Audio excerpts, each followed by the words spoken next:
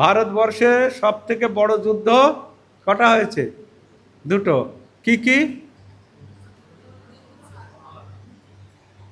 হলো, ভালো শুনলে, মনে থাকলে ভালো। সব থেকে বড় যুদ্ধ হয়েছে রাম রাবণের যুদ্ধ। রামের সঙ্গে, রামায়ণে, হ্যাঁ, রাম আর রাবণের যুদ্ধ, মারাত্মক যুদ্ধ হয়েছে কি না? আর তারপরে হয়েছে এই কুরুক্ষেত্রের যুদ্ধ। এত বড় যুদ্ধ আর আমাদের ভারতবর্ষে হয়নি, বা পৃথিবীতেও হয়নি। তো যাই হোক, এই যুদ্ধ এখন শুরু হবে, দুই পক্ষই যুদ্ধ হবে। পরের দিন সকালবেলায় একদম যুদ্ধ, সব রম রম, যুদ্ধের রমরমা চলছে। তখন পরের দিন যুদ্ধ, দুই পক্ষ সম্মুখ সমরে হয়ে গিয়েছে। যে সম্মুখ সমরে হলে তো তখন ওই পক্ষের, কুরুপক্ষের যে সেনাপতি, তার নাম কি ছিল? সেনাপতির নাম কি ছিল? হুম, এইগুলো এইরকম পাঠ করলে সব জানা যাবে, ভালো একদম সূক্ষ্ম সূক্ষ্ম বিষয় জানা যাবে। তো ওই পক্ষের সেনাপতি কে ছিল গো? ভীষ্মদেব। ভালো, উত্তম কথা বললেন, উত্তম কথা বললেন। আর এই পাণ্ডবদের সেনাপতি কে ছিল? পাণ্ডবদের সেনাপতি কে? যে কি বলছে, হাত তুলুন আর একটা করে বলুন। হ্যাঁ, হ্যাঁ, ঠিক বলেছেন। পাণ্ডবদের সেনাপতি ছিল দৃষ্টদ্যুম্ন। এই দৃষ্টদ্যুম্ন কে ছিল? এগুলো খুব জানলে ভাই। হ্যাঁ, দৃষ্টদ্যুম্ন ছিল দ্রৌপদীর ভাই, মনে থাকবে। তো এইভাবে যদি পাঠ করা যাবে কিরকম ভালো, অনেক কিছু জানতে পারবে, অনেক কিছু জানতে পারবেন। এটা প্রশ্ন উত্তরের মাধ্যমে হচ্ছে। তো এই দৃষ্টদ্যুম্ন ছিল কি? পাণ্ডবদের সেনাপতি। আর এই পাণ্ডবদের ভেতরে ভগবান শ্রীকৃষ্ণ আছে। তো এখন ওই পক্ষে ভীষ্মদেব যুদ্ধের শঙ্খ কি বাজিয়ে দিলেন পরের দিন সকালে, দুই পক্ষ যখন। এবং ভীষ্মদেব উভয় পক্ষকে ডাকলেন, উভয় পক্ষ ডেকে যুদ্ধের নীতি নির্ধারণ করে দিলেন। যুদ্ধের নীতি থাকে, বোঝা গেল? যুদ্ধ মানে এইরকম নয় যখন যার ইচ্ছা। এই যে এখন বর্তমানে যুদ্ধের কোনো নীতি নাই। আমার পারমাণবিক বোমা আছে, মেরে দেব। হুম, কেউ বলছে আমার ক্ষেপণাস্ত্র আছে, কেউ বলছে আমার টাইম বোমা আছে, কত কিছু আছে, কিন্তু এর কোনো নীতি নাই। কিন্তু আগেকার দিনে এই যে রাম রাবণের যুদ্ধ হয়েছে, যুদ্ধের নীতি ছিল, নীতি বিরুদ্ধ কেউ যুদ্ধ করতেন না। এই কুরুক্ষেত্রের যুদ্ধেও ভীষ্মদেব ছিলেন প্রবীণ যোদ্ধা। তিনি নীতি নির্ধারণ করে দিলেন, পদাতিকের সঙ্গে যুদ্ধ হবে, অশ্ব আরোহী আরোহীর সঙ্গে যুদ্ধ হবে, গজ যুদ্ধ হবে, রথির সঙ্গে যুদ্ধ হবে, মহারথীর সঙ্গে মহারথীর যুদ্ধ হবে, অতিরথীর সঙ্গে যুদ্ধ হবে। এগুলো একদিন শোনাবো, কাদেরকে রথী বলে, কাদেরকে মহারথী বলে, কাদেরকে, হ্যাঁ, এরকম।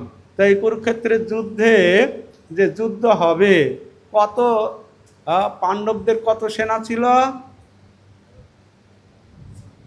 পাণ্ডবদের দিকে, হ্যাঁ, হ্যাঁ, হ্যাঁ, তো একটা ঐক্ষণিক কত সেনা থাকলে, হ্যাঁ, কত সেনা, কত পদাতিক, কত অশ্বারোহী, কত গজারোহী, কত রথ, সব মিলে কত কত থাকলে এক অক্ষয়ণী সেনা হয়। আগামী পর্বে রবিবারে আসতে দিবেন আমাকে? আসলে শোনাবো। ভালো কি এগুলো? হ্যাঁ, শুনলে ভালো লাগে। তো এরকম একটা অক্ষণীতে কত সেনা থাকে। যেমন আমাদের এখন বর্তমানে বলে না যে ওই আর্মি আসে না, কত কোম্পানি, এত কোম্পানি সেনা আসে। এই যে ভোটের সময় বলছে না, হ্যাঁ, 2500 কোম্পানি। এক কোম্পানি কত সেনা থাকে জানি না আমরা, হ্যাঁ জানি কি? জানি না। ওই রকম ঐক্ষণী, আগেকার দিনে ঐক্ষণী ছিল। তো তখন পাণ্ডবদের পক্ষে কত ছিল? 7 অক্ষণী, আর কৌরবদের দিকে 11। টোটাল, হ্যাঁ, 18 ঐক্ষণী সেনা মিলে যুদ্ধ। তো যুদ্ধতে একদম ভীষ্মদেব কটা অবধি চলবে? হ্যাঁ, ভীষ্মদেব শঙ্খ বাজিয়ে দিয়েছে, আর এদিকে শঙ্খ বাজালেন কে? ভগবান শ্রীকৃষ্ণ প্রথমে শঙ্খ বাজালেন। তো ভগবান শ্রীকৃষ্ণ শঙ্খ বাজালেন। তো ভগবান শ্রীকৃষ্ণের শঙ্খের নাম কি ছিল যে শঙ্খ বাজালেন? কতজন জানেন ভগবান শ্রীকৃষ্ণের শঙ্খের নাম? তাই বলো। হ্যাঁ, খুব ভালো। অর্জুন তারপরে বাজালেন। অর্জুনের শঙ্খের নাম কি ছিল? অর্জুনের শঙ্খের নাম কি ছিল?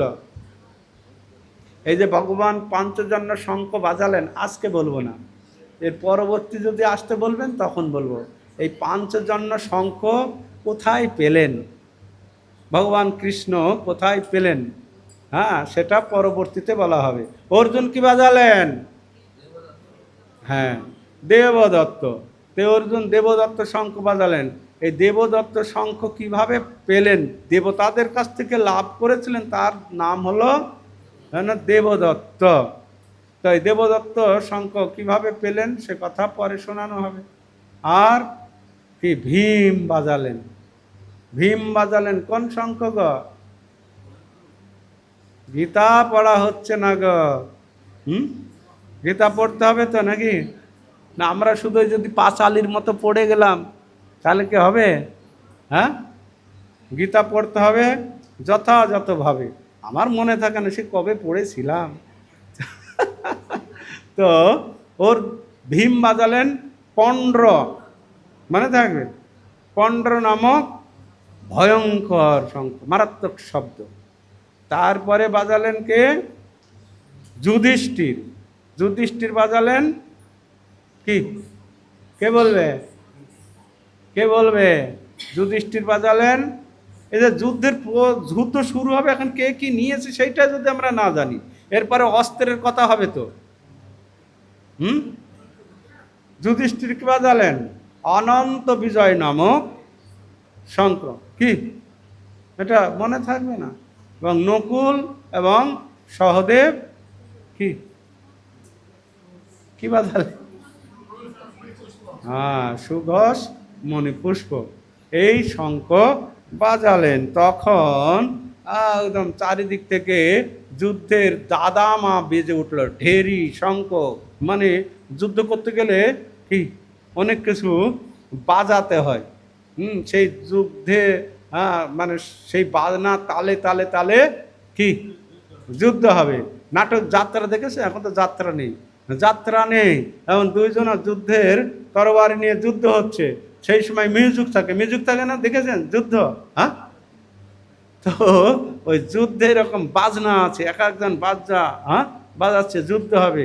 হ্যাঁ, এবং অনেক কিছু এরকম যুদ্ধ শুরু হবে। তো অর্জুন যে যুদ্ধ করবেন, তো কৃষ্ণর কাছে তো আর অস্ত্র ধরেনি কৃষ্ণ। অর্জুন যুদ্ধ করবেন। অর্জুনের যুদ্ধের অস্ত্রর কি নাম?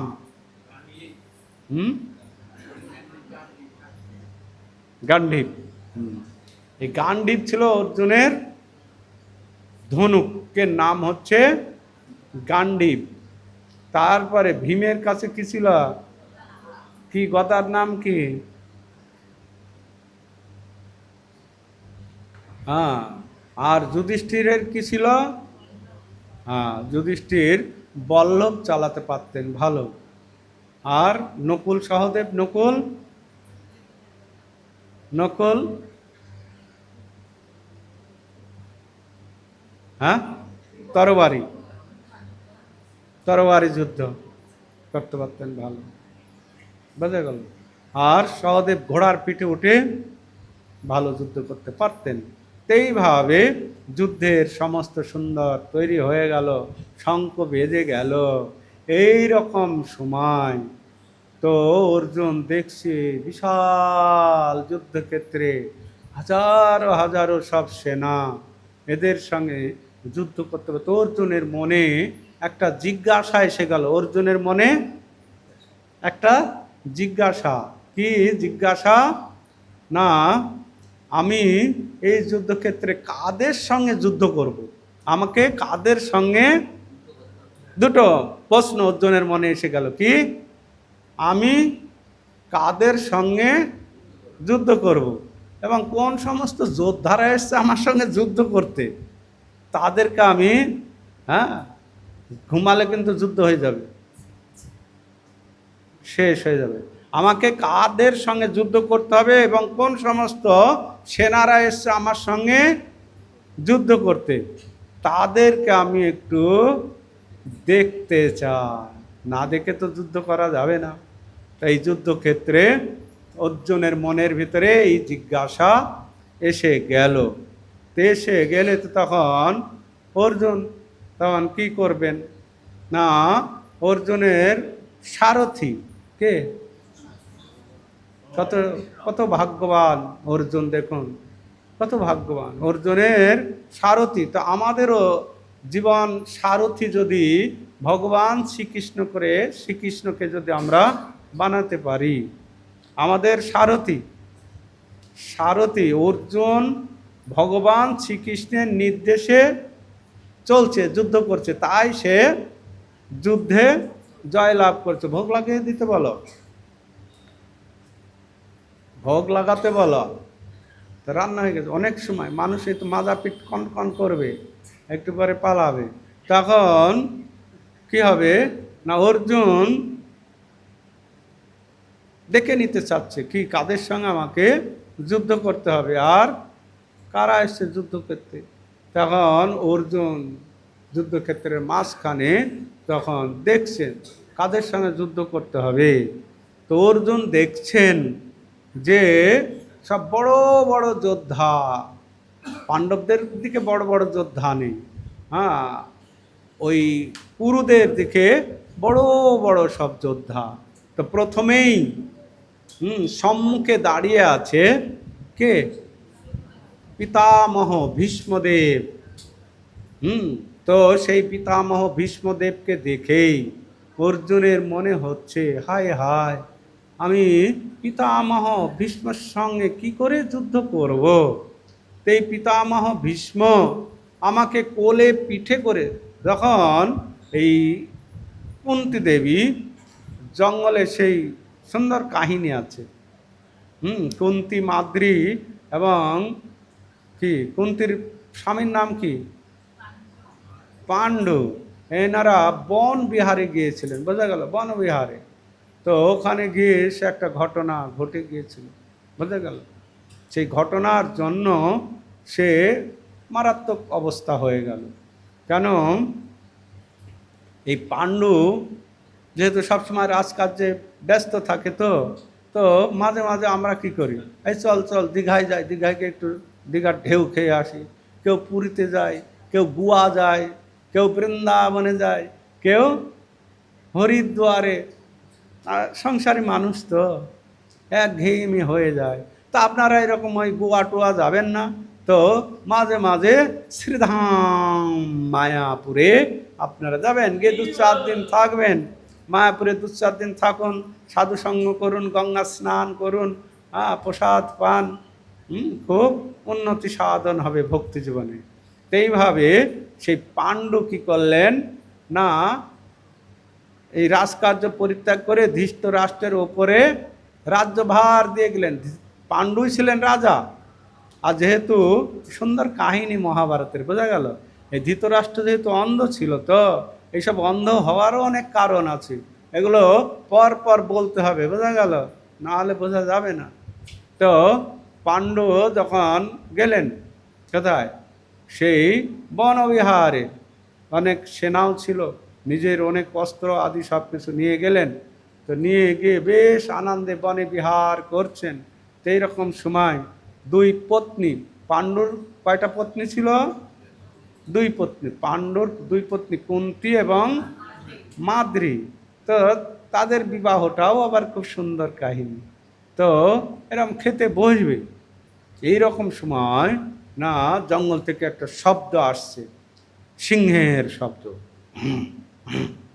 এরকম তখন খেতে বসে সঙ্গে সঙ্গে একদম বীর যারা যোদ্ধা ক্ষত্রিয় এরকম সিংহর শব্দ শুনলে তারা খুব আনন্দ পায়। আর আমরা এই শূদ্ররা সিংহের শব্দ শুনলে বাবারে প্রস্রাব করে ফেলে ভয়ে। কি এই বিড়াল যদি একটু ডাকে তাতেই ঘরের ভেতরে ঢুকে পালায়।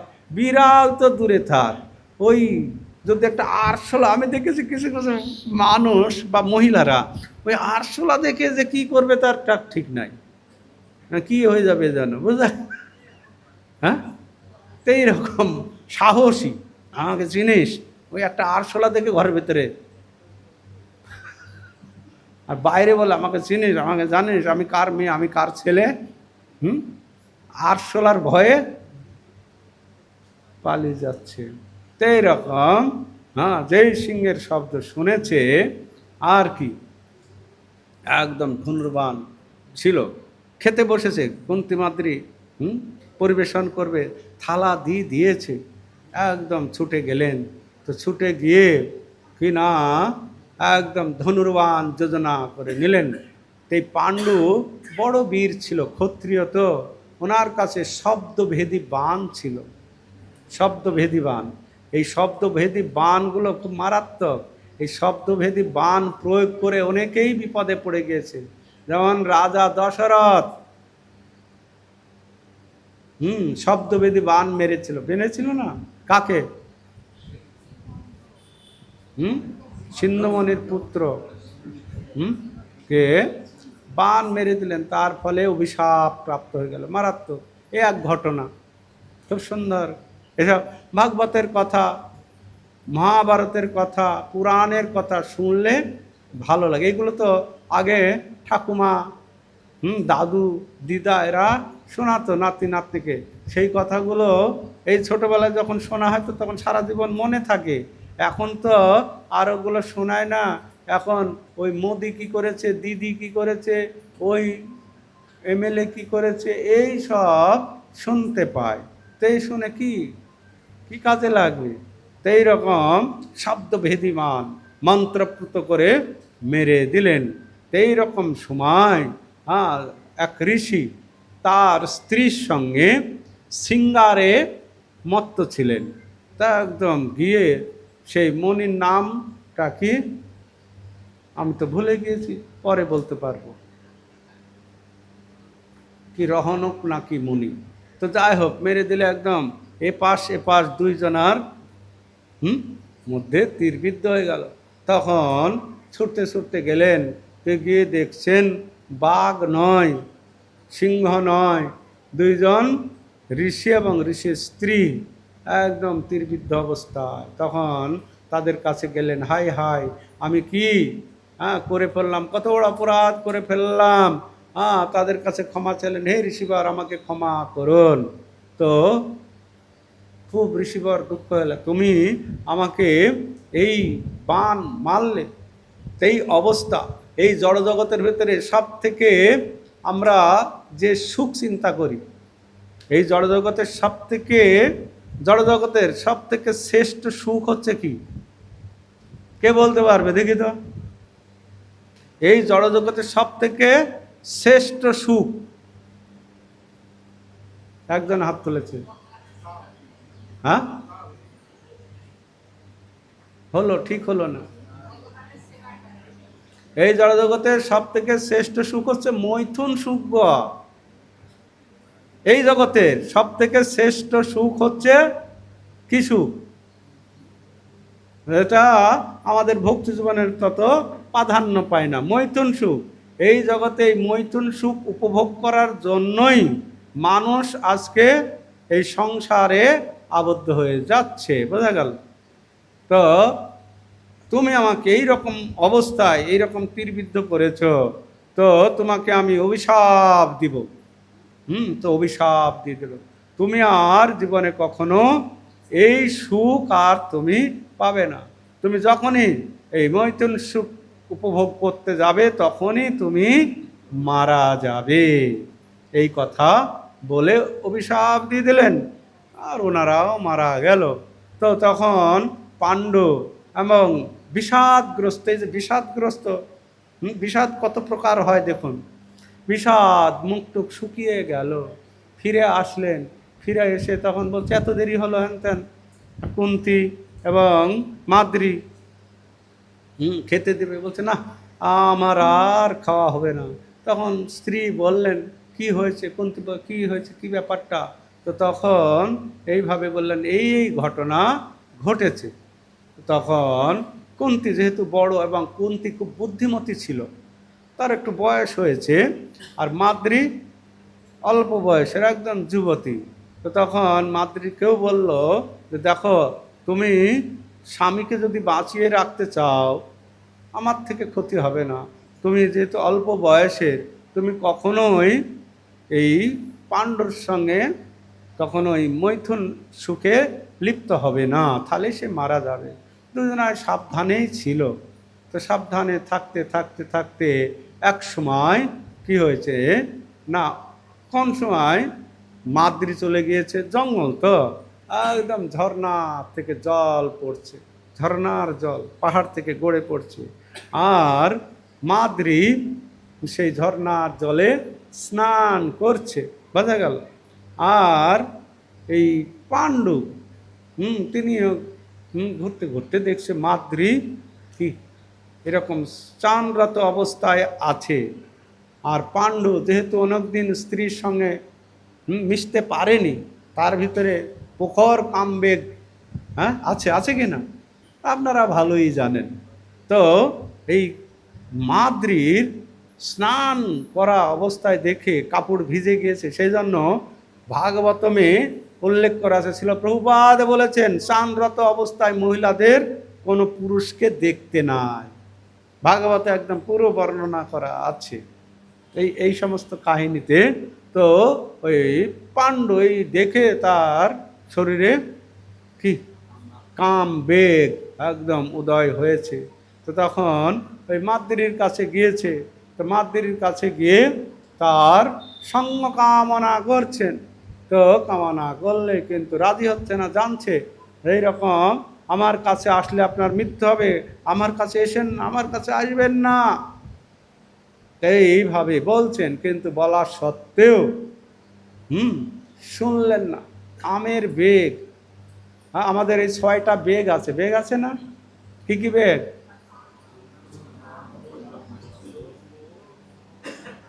কে বলতে পারবে? একটা একটা করে বলুন দেখি, একজন হাত তুলে একদম একটা একটা করে বলুন। হলো? ঠিক হলো? ঠিক হলো না? ঠিক হলো না। 6টা বেগ আছে। 6 বেগ দমি, 6 দোষ সধি, 6 গুণ দেহ দাসে অনন্যা। এরকম তো আমি আশা করিনি তোমার কাছে। তোমাকে তো এইগুলো একদম ঠোঁটস্থ, ঠোঁটের আগায় থাকবে। 6টা বেগ, বাচ বেগং, ক্রোধ বেগং, মনস উদর উপস্থ বেগং, এতান বেগং যো বিষয় ধীর সর্বমতিমাং পৃথিবীং শিষ্যাৎ। এই 6টা বেগের কথা আমাদের সকলকে জানা উচিত, একদম মুখের ডোগায় থাকবে, থাকবে কি না? কি মাতাজি? তো এই কামবেগ দমন করা বড় কঠিন।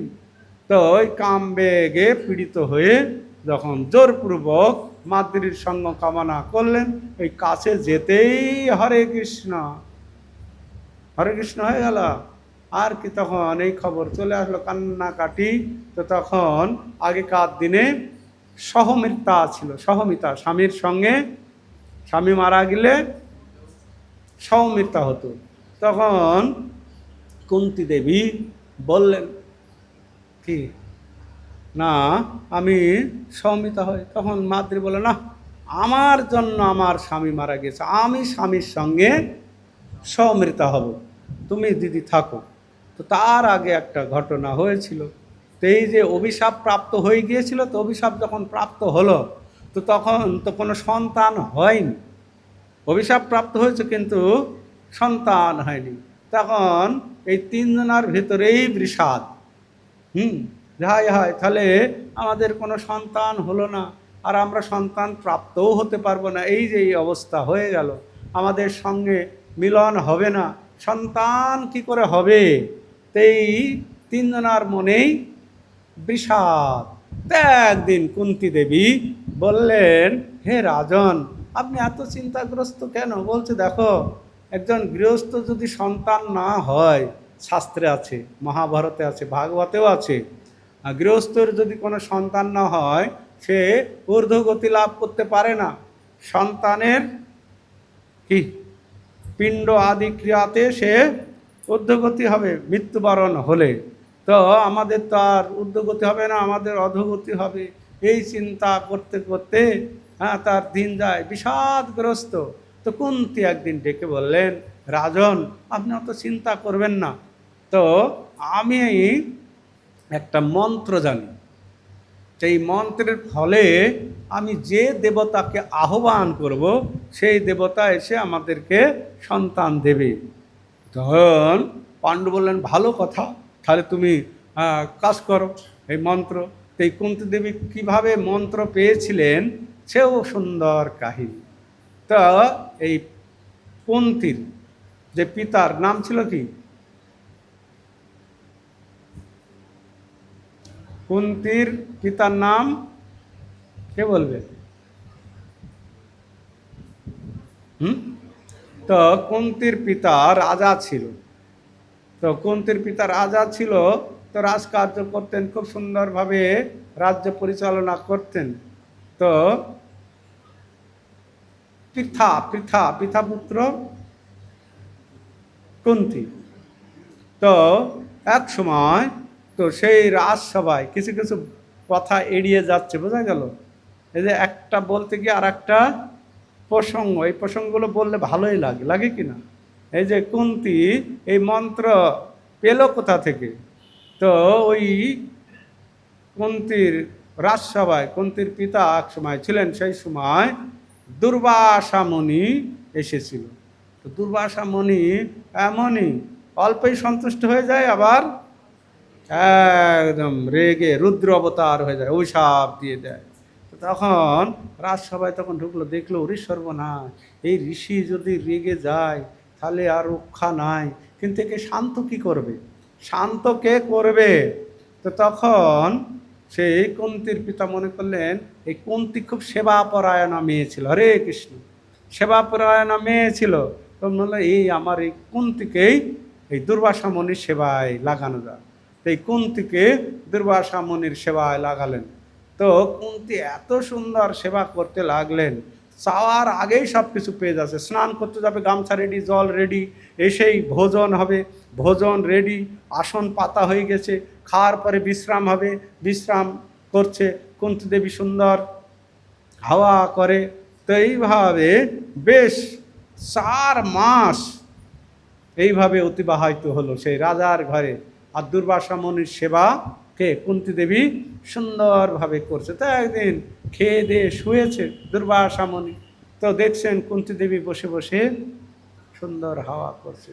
তো সে তো 4টে বেজে গিয়েছে, আরে বেটি, তুই এখনো খেতে চাসনি?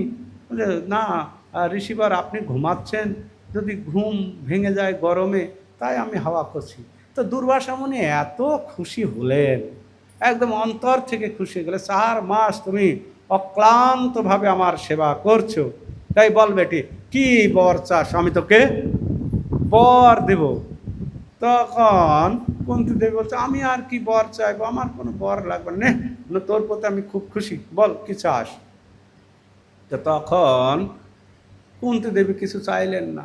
তো দুর্বাসা মুনি খুশি হয়েই বলে দিলেন, নে বেটি, তোকে আমি একটা মন্ত্র দেব, মন্ত্রটা কান পেতে বলে দিচ্ছি।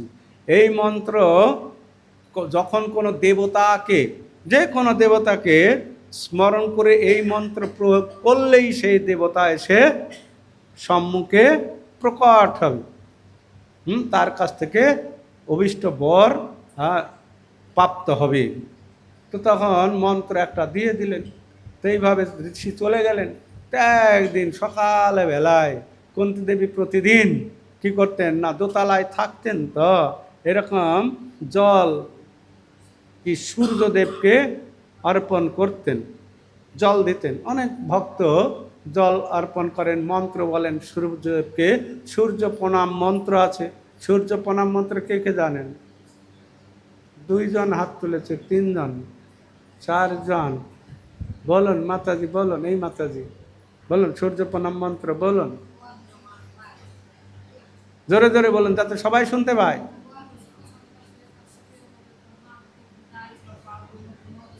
হ্যাঁ, তো এই মন্ত্র বলে সূর্যদেবকে জল দিতেন। তো সূর্যদেব সকালে এত সুন্দর লাগে দেখতে, তো খুব পছন্দ হলো সূর্যদেবকে দেখতে, এত সুন্দর। সূর্যদেব দেখতে কত সুন্দর না, ওনার সশরীরে যদি দেখতে পারতাম কত ভালো হতো। এই চিন্তা করতেই একদম মন্ত্র বলে, হে সূর্যদেব আমাকে দর্শন দিন, মন্ত্র বলে সূর্যদেবকে আহ্বান করলেন। সূর্যদেব এসে গেল। তো কি আমাকে কি জন্য স্মরণ করেছে বলো, তুমি আমাকে কেন ডাকলে? বলে, আমি এই মন্ত্র দিয়েছি তো দুর্বাসা মণি, এই মন্ত্রটা দেখছিলাম পরীক্ষা করে ঠিক আছে কি না। তো এখন দেখছি ঠিকই আছে, তাহলে আপনি এখন চলে যান। না, দেব দর্শন কখনো বৃথা যায় না, তোমাকে আমি একটা সন্তান প্রদান করব। যে বলছেন কি, আমার তো বিয়েই হয়নি আর আপনি সন্তান দিবেন, তো লোকে কি বলবে? বলছে না, আমি সেই ব্যবস্থা করব। তো আমি এই সন্তান প্রদান করব, তোমার কর্ণ দিয়ে কি প্রসব হবে, তুমি তোমার সতীত্ব বজায় থাকবে। তো তো সেই মন্ত্রতে কুন্তী দেবী সন্তান প্রাপ্ত হয়েছিল, তার নাম রাখলেন কর্ণ, এবং তাকে জলে ভাসিয়ে দিয়েছিলেন। হস্তিনাপুরে এসে অধিরথের হস্তে পড়েছিল, সেই অধিরথের বাড়িতেই তিনি লালন পালন হলেন, কিন্তু ক্ষত্রিয় সন্তান। এইভাবে কুন্তী দেবী তখন বললেন যে আমি এরকম মন্ত্র জানি। তো তখন পাণ্ডু বললেন তাহলে মন্ত্র প্রয়োগ করো। তো তখন মন্ত্র প্রয়োগ করলেন, প্রথম মন্ত্র প্রয়োগ করলেন কে না, ধর্মরাজ। ধর্মরাজ যমরাজকে, যমরাজ হচ্ছেন মহাজন। তো সেই মন্ত্র বললেন। তো মন্ত্র বললে সঙ্গে সঙ্গে তৎক্ষণাৎ সেই যমরাজ এসে গেলেন। কি বর চাও, কি চাও? আমার একটা সন্তান চাই। তো একটা সুন্দর সন্তান। তো সন্তান হয়ে দেখছে এ কোনো কান্নাকাটি কিছু করছে না। তুমি যখন এসেছিলে ভবে, তুমি মাত্র কেঁদেছিলে, হেসেছিল সবে। এমন কর্মের বীজ করহ বপন, কাঁদিলে হাসে, মরিলে হাসিবে তুমি কাঁদিবে ভুবন। কি বোঝা গেল? কি বললাম? তুমি যখন এসেছিলে ভবে, তুমি মাত্র কেঁদেছিলে, হেসেছিল সবে। যখন বাচ্চা জন্মগ্রহণ কান্না না করলে সবাই কান্না করে, হায় হায় কি সন্তান হলো মারা। তুমি যখন এসেছিলে ভবে, তুমি মাত্র কেঁদেছিলে, হেসেছিলে সবে। এমন কর্মের বীজ করহ বপন, মরিলে হাসিবে তুমি কাঁদিবে ভুবন। তো কিছু কিছু ভক্ত আছে এমন, যখন এমন কর্ম করে গেছে, উনি জগৎ থেকে চলে যাবেন, জানছেন আমি এখন এই দেহ ত্যাগ করলেই ভগবানের কাছে ফিরে যাব, সে হাসে আর জগতের লোক কান্না করে। এইভাবে হলো। তো তো তখন কুন্তী দেবী কি সে মন্ত্র লাভ বললেন। যুধিষ্ঠির এসে গেল। যুধিষ্ঠির মানে দেখছে ধীর, কান্নাকাটি ছটফটানি নাই, একদম ধীর স্থির। তাই তার নাম একদম দৈববাণীতে বলছে, পাণ্ডু হে কুন্তী, এই পুত্র ধীর স্থির হবে, তাই এর নাম হবে যুধিষ্ঠির। বোঝা গেল? এর নাম হবে যুধিষ্ঠির। তারপরে বললেন আর একটা মন্ত্র। তো তখন দেখছে আর কার মন্ত্র জপ করি, তখন দেখছে পবন দেব। পবন দেবের এত পাওয়ার, একদম বাড়ি ঘর গাছপালা সব কি ভেঙে চুরে তছনছ করে, তো খুব শক্তিশালী। এইরকম ছেলে আমার একটা চাই নাকি। একদম পবন দেবকে আহ্বান করলেন, মন্ত্রপুত করে দিলেন। পবন দেব এসে হাজির হয়ে গেল। তা আমরা মনে করছি যে এইগুলো হয় নাকি, এই যে হাওয়া বলুন, জল বলুন, আর সকলের এক একটা করে স্বরূপ আছে। বলছেন ভক্তিযোগে ভক্ত পায় যার দর্শন, সূর্য যেন স্ববিগ্রহে দেখে দেবগণ। এই প্রতিটি দেবতার স্বরূপ আছে, স্বরূপ বুঝতে পারছেন তো, বডি আছে, দেহ আছে। তো তখন কি না পবনদেবকে স্মরণ করলেন, পবনদেব এসে গেল, কি আমাকে ডাকছো ব্যাপার, আমাকে একটা সন্তান দিন। তো পবনদেব এমন একটা সন্তান দিলেন, হ্যাঁ না, এই সন্তান দিয়া মাত্র হাতে আর কুন্তী দেবী কি রাখতে পারছে না, এত ভার একদম, আর রাখতে চান, ফেলে দিলে মাটিতে, পাথরের উপর পাথর ফেটে গেল, বুঝা যাচ্ছে তো, ভীষণ ছেলে রে বাবা। তো তখন দৈবানী হলে তো ভীষণ ছেলে, ভীষণ শক্তিশালী হবে, ভয়ঙ্কর হবে, তা এর নাম হচ্ছে কি ভীম, বুঝা গেল।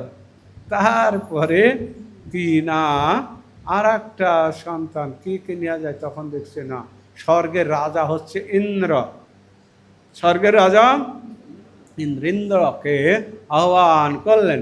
তা আহ্বান করলে ইন্দ্রদেব এসে গেল। ইন্দ্রদেব বললেন কেন, বলছেন আপনার মতো একটা সন্তান চাই আমার, আপনার মতো, ইন্দ্র খুব দেখতে সুন্দর এবং বুদ্ধিমান, তা আপনার মতো একটা সন্তান চাই কৃপা করে। তো তখন ইন্দ্রদেব কি একটা সন্তান প্রদান করলেন। তো এই সন্তান সমস্ত যুদ্ধ বিদ্যা সব কিছু অর্জন করবে, পৃথিবীর ভিতরে সর্বশ্রেষ্ঠ যোদ্ধা হবে, তো সব কিছু অর্জন করবে, তাই এর নাম দৈবান্বিত হলো অর্জুন, বোঝা গেল। এইভাবে তখন 3টে ছেলে প্রাপ্ত হয়ে গেল। তো মাতৃ দেখছেন যে 3টে ছেলে প্রাপ্ত হয়ে গেল, তাহলে দিদি তোমার 3টে ছেলে পেলে, তা আমি কি সন্তানের ডাক শুনতে পাবো না? তো বলতে ডাক তোকে একবারই সুযোগ দেবো, 2-3বার বলতে পারবো না আমি, একবার তুই একটা ছেলে চেয়ে নি। তো তখন দেখছে দিদির 3টে ছেলে, হ্যাঁ। তো তখন এই মাদ্রি আহ্বান করলেন, কাকে আহ্বান করলেন? কে বলবে? অশ্বিনী কুমারদ্বয়, মানে তারা 2জন দেবতা ছিল একই মনোভাবের, যমজ, অশ্বিনী কুমারদ্বয়, তাদেরকে আহ্বান করলেন। তো 2জন চলে আসলো, 2জন চলে এসে কি বার চাও? তো তখন আমাদের সন্তান দিন। তখন তারা 2জন 2টো ছেলে দান করলেন, নকুল এবং সহদেব। এই তারা 5 পুত্র হয়ে গেল।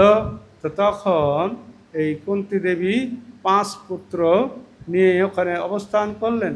তো তারপরে যখন এই ঘটনা ঘটে গেল, স্বামী চলে গেল, তখন আবার তারা এই 5 পুত্রকে সঙ্গে নিয়ে হস্তিনায় ফিরে আসলেন। তো হস্তিনায় ফিরে আসলে তখন এই দুর্যোধনের আর সহ্য করতে পারছেন, ওরে সর্বনাশ, এই 5 পুত্র ফিরে আসলো, এই দেখে তাদের দুর্যোধনের হিংসা ঈর্ষা, দেখছে ভীম মোটা সোটা বড় শক্তিশালী, তো এই দেখে আর সহ্য করতে পারে না। তো তখন কি হবে?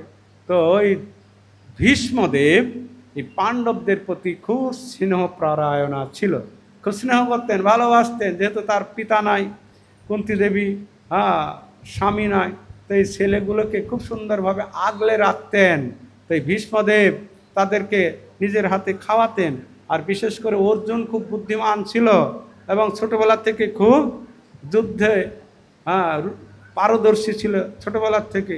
তো এই কোলে করে খাওয়াতেন, যেমন দাদু খাওয়ায়, তারপর হয়তো খেতে বসেছে, কুন্তী দেবী 5 ছেলেকে খাওয়াচ্ছে, হয়তো খেতে দিয়েছে, আর ভীমের তো খুব খাওয়ার খিদা না, অর্জুনের থালা থেকে কেড়ে নিচ্ছে, এই দে তুই বাচ্চা খেতে খেতে পারবে না, দে ও সে তখন দেখছে খেয়ে খাবার কেড়ে নিচ্ছে, রান্না করতে করতে এই থালা নিয়ে ছুটছে, কোথায় যাবে? ওই ভীষ্মদেবের কাছে ছুটে যায়। তো ভীষ্মদেবের কাছে ছুটে গেলে এই ভীম, হট হট, ও খেতে চায়, তুমি খেতে দেবে না, হ্যাঁ। তখন ওই ভীষ্মদেব কোলে নিয়ে অর্জুনকে খাওয়াতো, কত নীতি শিক্ষা দিত, এই রকম কত কিছু। তো তখন দেখছেন সেই যুদ্ধক্ষেত্রে প্রথমেই সম্মুখে দাঁড়িয়ে আছে কে?